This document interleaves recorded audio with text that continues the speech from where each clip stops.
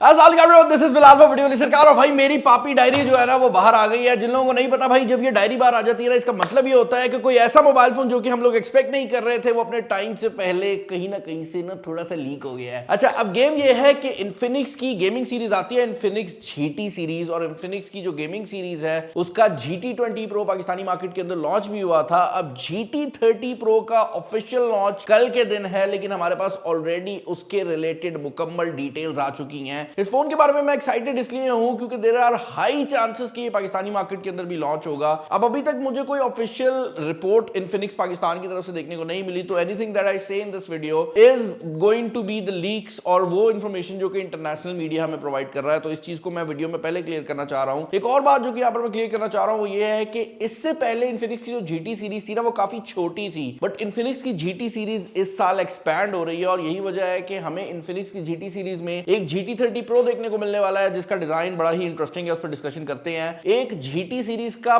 Pad आने वाला है जो कि इन्फिनिक्स का बेसिकली टैबलेट होगा, और उसके अलावा GT सीरीज के ईयरबड्स भी आ रहे हैं, और GT फोन के साथ आपको काफी ज्यादा एक्सेसरीज भी देखने को मिल रही हैं। तो पहले फोन को डिस्कस कर लेते हैं, फिर टैबलेट पे आते हैं। भाई इन्फिनिक्स GT30 Pro की जहां तक बात है, इस मोबाइल फोन का जो डिजाइन है वो हमारे पास दो कलर्स के अंदर सामने आया है। एक इसका व्हाइट कलर है और एक इसका ब्लैक कलर है। जो व्हाइट कलर है उसका नाम बड़ा अजीब सा था, मैंने यहां लिखा हुआ है, हाँ, ब्लेड व्हाइट के नाम से जो है वो व्हाइट कलर आ रहा है, और फ्लेयर डार्क के नाम से हमें ब्लैक कलर जो है वो देखने को मिल रहा है। जो चीज इंटरेस्टिंग है वो ये है कि इन्फिनिक्स ने इस मोबाइल फोन के अंदर अब दो चीजें की हैं। पहली चीज तो ये की है कि भाई इस मोबाइल फोन को गेमर्स के लिए ज्यादा अग्रेसिव बना दिया है। अगर आप RGB लाइट को ऑन कर लेते हैं और अगर आप इस मोबाइल फोन की RGB लाइटिंग को ऑफ कर देते हैं तो ये मोबाइल फोन एक नॉर्मल मोबाइल फोन से काफी ज्यादा मिलता जुलता है। ये एक स्टार्क कॉन्ट्रास्ट है, क्योंकि इससे पिछले जो GT फोन्स थे वो मुकम्मल गेमिंग फोन्स लगते थे, यानी कि अगर उन पे आप लाइटें ऑफ भी कर दे तो उस पे इतने डिजाइन बनाए हुए थे कि एक आम बंदा अगर मीटिंग में उसको निकालता है ना तो ऐसे लगेगा वो बच्चा निकाल रहा है। तो आई थिंक ये एक अच्छी डायरेक्शन है, क्योंकि मोबाइल फोन देखने में फ्लैगशिप लुक ज्यादा प्रोवाइड कर रहे हैं बनिस्बत इसके कि वो जो टैकी गेमिंग वाले लुक होती है वो आ रही हो। उसके अलावा यहाँ पर जो RGB लाइट्स दी गई हैं वो भी पहले की निस्बत ज्यादा एरिया के अंदर और मल्टीपल पॉइंट्स के ऊपर बनाई गई हैं। हमें मल्टीपल पिक्चर्स में उसको डिफरेंट कलर्स में नजर आया है, तो मुझे लग रहा है कि ये ना सिर्फ RGB होंगी बल्कि ये ब्रीदिंग लाइट्स होंगी, जिसका मतलब ये है कि एक ही टाइम पर आप मल्टी कलर लाइट्स को भी ऑन कर सकेंगे। इसके अलावा आपको बैक साइड पर 108 मेगापिक्सल का मेन कैमरा देखने को मिलने वाला है। बट इस मोबाइल फोन की जो सबसे बड़ी अपग्रेड है वो इन्फिनिक्स की नोट और जीरो सीरीज से इस पे मूव हो रही है, और वो है इसमें मौजूद मैग चार्जिंग और मैग सेफ एक्सेसरीज। इन्फिनिक्स के इस GT सीरीज के साथ एक्सपेक्ट किया जा रहा है कि इसके अंदर वायरलेस चार्जिंग की फैसिलिटी भी अवेलेबल होगी, क्योंकि इसके साथ आने वाला जो कूलर है वो लीक आउट हुआ है कि वो मैग्नेटिक वर्जन में आ रहा है, यानी कि जो मैग चार्ज वाली इन्फिनिक्स की टेक्नोलॉजी हम ऑलरेडी नोट 50 सीरीज पे देख चुके हैं उसी टेक्नोलॉजी को यूज कर रहा है, तो बैक साइड पर मैग्नेट के थ्रू लग जाएगा। एक और चीज जो कि इस फोन को काफी ज्यादा यूनिक बना देती है वो ये है कि इसके अंदर आपको साइड माउंटेड शोल्डर ट्रिगर्स देखने को मिलने वाले हैं। गेमिंग फोन्स के अंदर अक्सर औकात ये हमने देखा है कि जो महंगे गेमिंग फोन्स हैं उनमें साइड माउंटेड ट्रिगर्स होते हैं, ताकि जो बंदा गेमिंग कर रहा है उसको साइड पर दो फिजिकल बटन्स वाली जो फील है वो प्रोवाइड हो जाए। तो भाई वो इसके अंदर आ जाएगी। फ्रंट डिस्प्ले अभी तक हमारे सामने नहीं आया, बट जो लीक्स हैं वो सजेस्ट करती है कि 144 हर्ट्ज का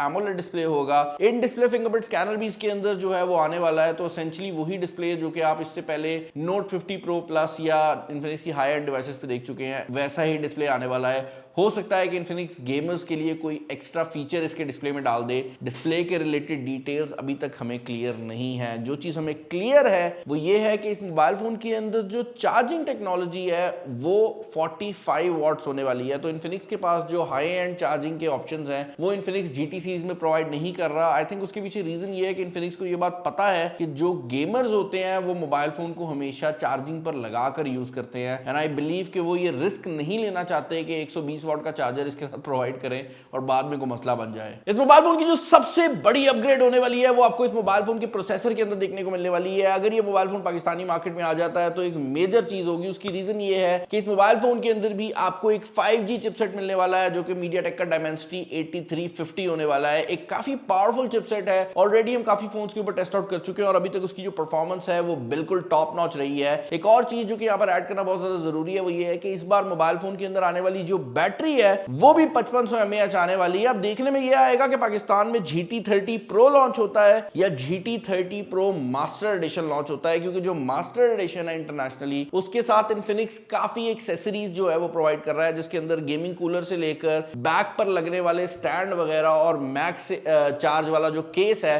वो फ्री देखने को मिल रहा है। मुझे ऐसा लगता है कि पाकिस्तान में मास्टर एडिशन आएगा, क्योंकि हमने इन्फिनिक्स की तरफ से पहले भी देखा है कि इन्फिनिक्स पाकिस्तान जो है वो ज्यादा वैल्यू फॉर मनी वाली प्रोडक्ट्स प्रोवाइड करने की कोशिश करता है। तो आई थिंक कि पाकिस्तान में इस चीज की वैल्यू भी है, और इन्फिनिक्स पाकिस्तान अगर लेकर आएगा तो मास्टर एडिशन ही लाएगा। अगेन इसके ऊपर इन्फिनिक्स की तरफ से कोई ऑफिशियल कंफर्मेशन नहीं है।